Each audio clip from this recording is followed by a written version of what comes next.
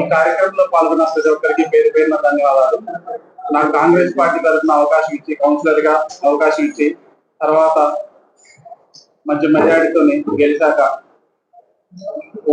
Vice chairman గా మళ్ళీ ఒకసారి కాంగ్రెస్ పార్టీ ఆధ్వర్యంలో శ్రీనివాసరెడ్డి గారి నాయకత్వంలో అవకాశం రావడం చాలా అదృష్టంగా భావిస్తున్నాను. మొదటిసారి ఏర్పడిన మున్సిపాలిటీలో 32 వార్డుల్లో 24 వార్డులు కాంగ్రెస్ వన్ సైడ్ గా గెలుచుకోవటం, అది సీనన్న గారి నాయకత్వంలో మేము ముందుకెళ్తున్నాం. సీనన్న గారి చరిత్ర ఏంటనేది అందరికీ తెలుసు.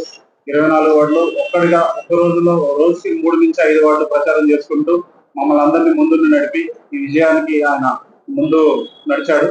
కాబట్టి ఈ విజయం ఆయన అంకితం చేస్తూ రాబోయే రోజుల్లో మున్సిపల్ అభివృద్ధికి మేమందరం కృషి చేస్తామని, నాకు వైస్ చైర్మన్ గా అవకాశం ఇచ్చిన పార్టీకి, అదేవిధంగా శ్రీనివాస్ రెడ్డి గారికి, దయాకర్ రెడ్డికి, మరియు మార్కెట్ కమిటీ చైర్మన్ బైన బాబు గారికి, మరియు ముఖ్య నాయకులు మా ఇన్ఛార్జ్ నాయకులందరికీ కూడా పేరు పేరున ధన్యవాదాలు.